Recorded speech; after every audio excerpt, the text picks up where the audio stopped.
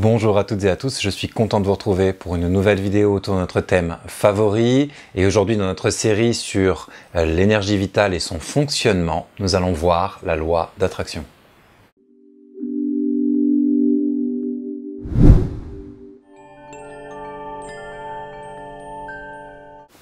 Nous avons commencé par voir dans notre vidéo précédente que tout est énergie. Vous pouvez d'ailleurs revoir cette vidéo juste ici. Tout est énergie, cela signifie qu'un flux d'énergie vitale nous traverse et qu'il a différents niveaux de qualité et que nos émotions et nos pensées sont également de l'énergie. Cette énergie influence notre environnement. Dans cette série sur l'énergie vitale, le fonctionnement de l'énergie vitale, nous allons voir bien sûr l'énergie suit la pensée, les polarités yin et yang, mais aujourd'hui le thème c'est la loi d'attraction. Lorsque nous avons dit que tout est énergie, nous avons indiqué que l'énergie ne s'arrête pas à notre propre corps, mais qu'il y a un lien entre notre énergie et notre environnement. En fait, d'un point de vue vibratoire, il n'y a pas de différence entre les frontières que nous avons données à nous-mêmes et le reste de l'existence. Ce flux d'énergie qui nous traverse va bien au-delà de nous. Et il y a une correspondance entre les objets que nous tenons dans la main, les personnes que nous rencontrons dans la rue et ce que nous appelons nous-mêmes, notre identité individuelle. C'est ça la loi d'attraction, c'est de considérer que notre énergie et l'énergie qui nous entoure, c'est la même chose en réalité, donc que les énergies de même qualité s'attirent entre elles. La loi d'attraction est juste un résumé simple qui dit qu'en fonction de notre énergie personnelle, nous allons rencontrer dans notre environnement des situations et des personnes qui correspondent à cette énergie. Je mets un bémol tout de suite et je vous en parle plus tard dans la vidéo. Si vous avez été agressé brutalement, ça ne veut pas dire que c'est votre faute. Il y a beaucoup d'autres lois énergétiques, j'en parle plus tard. Mais réétudions tout de suite la loi d'attraction d'abord pour bien comprendre. Mettons qu'un matin, vous vous réveillez de mauvaise humeur, vous êtes en colère parce que quelque chose vous revient à l'esprit au réveil. Vous pensez avec agacement à cette chose-là, puis vous sortez dans la rue. Et vous allez voir autour de vous tout ce qui correspond à cette colère. Quelqu'un qui vous regarde en faisant la tête comme ça, vous allez le prendre très personnellement. Et vous allez vous dire, oui, je suis en colère parce que cette personne me regarde comme ça. S'il y a une voiture avec un pot d'échappement qui fait du bruit ou qui sent mauvais, vous allez voir ça. Une crotte de chien qui n'a pas été ramassée sur le pavé. Vous allez vraiment rester complètement connecté à toutes ces choses. Parce que votre colère vous connecte à des raisons d'être en colère. À l'inverse. Vous avez passé un moment merveilleux avec votre ami, votre amante, votre amant, votre amoureux, et vous vous sentez pleine d'amour, complètement épanoui. Eh bien, vous allez voir dans votre environnement des raisons d'être heureux. Vous allez avoir envie de partager cet amour, cette joie avec d'autres. Vous allez voir autour de vous des gens qui correspondent à cette joie, cet amour, cet épanouissement. Les sourires vont vous toucher. Et s'il y a une crotte de chien, vous allez juste l'enjamber. C'est très simple, c'est ça la loi d'attraction. Elle dit en d'autres termes que des énergies similaires s'attirent, qui se ressemblent s'assemblent, on attire à soi ce que l'on vibre, la qualité de notre énergie personnelle va se retrouver à l'extérieur de nous. On pourrait nommer cette loi d'attraction autrement, on pourrait dire que l'extérieur est le reflet de l'intérieur. C'est une façon d'exprimer les choses, mais n'en faisons pas non plus la seule loi qui gouverne l'univers. C'est beaucoup plus subtil que ça. Donc je voudrais maintenant vous parler des limites de cette loi.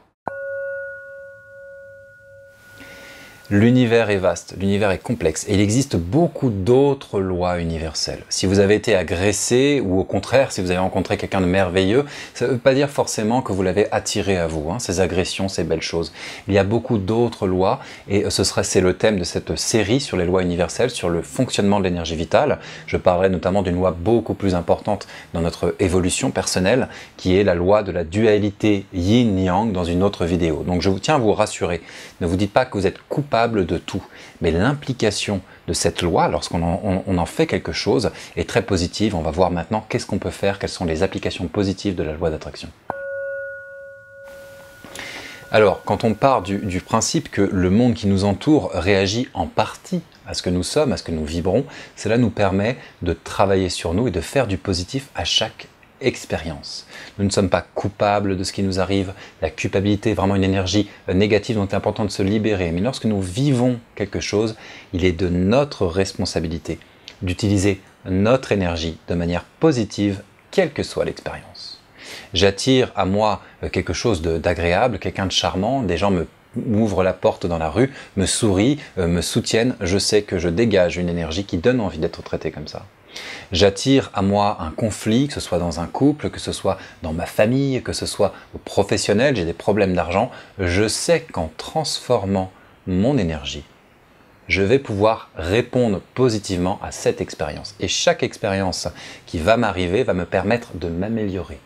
Cela ne veut pas dire que j'ai forcément attiré cela à moi. Cela veut dire que c'est de ma responsabilité d'en faire quelque chose. Et lorsque l'on se pénètre de ce principe positif et on décide de faire du positif à chaque nouvelle expérience, quelle qu'elle soit, on va pouvoir accepter ce qui nous entoure immédiatement, ressentir quand on peut s'améliorer et chercher à se développer positivement en conscience. C'est vraiment merveilleux parce qu'il y a une forme de sécurité qui s'installe à ce moment-là. Et les approches spirituelles orientales, pour la plupart, nous invitent à nous focaliser dans l'instant présent, très très précisément, et à juste faire de notre mieux avec ce que nous sommes en train de vivre, de laisser le reste se produire. Nous ne pouvons pas tout contrôler. La loi d'attraction n'est pas une loi de dictateur qui va décider de chaque instant de sa vie, mais bien une loi qui va nous permettre d'accueillir ce que l'on vit et de chercher à en faire du positif. Dans ces cas-là, on se recentre sur soi, on travaille son énergie et on se développe de plus en plus en conscience. Prendre conscience de l'existence de cette correspondance entre notre énergie et les conséquences de ce qu'on voit dans le monde va nous inviter à nous nourrir d'émotions positives, à chercher à penser vrai, juste et correct à chaque nouvelle expérience, chercher à s'aligner sur quelque chose qui correspond vraiment à nos vrais désirs lorsque l'on s'exprime et à quelque chose de bon pour nous mais aussi pour l'autre lorsque l'on agit. C'est ce principe de la loi d'attraction qui va nous permettre de construire, de s'élever positivement lorsque l'on a un conflit, répondre avec amour en cas de conflit va nous permettre de transformer la situation et de l'amener dans du positif. Et justement, c'est en fonction de notre énergie personnelle que l'on va pouvoir faire cela. C'est pour ça que les approches énergétiques, pour la plupart, nous proposent de méditer régulièrement, de calmer son esprit et de chercher à développer des sentiments positifs, des pensées d'amour particulièrement pour nous, pour nos proches, mais aussi pour nos adversaires, afin que nous puissions toujours grandir et construire du beau, du bon et du vrai pour nous et pour notre environnement. C'est donc une application directe de la loi d'attraction qui est à l'œuvre ici. Je vous remercie d'avoir suivi cette vidéo jusqu'ici. Les prochaines vidéos de notre série auront pour objet les polarités yin-yang, qui sont des lois très très influentes sur notre quotidien, beaucoup plus que la loi d'attraction, et une autre, l'énergie suit la pensée, qui elle est un peu plus proche de celle-ci. En attendant, je vous pose maintenant la question du jour. Quelle expérience avez-vous déjà vécue avec la loi d'attraction? Mettez-la dans les commentaires et discutons ensemble. En attendant, je vous remercie d'avoir suivi cette vidéo jusqu'ici et je vous dis à bientôt pour de prochaines vidéos. Au revoir.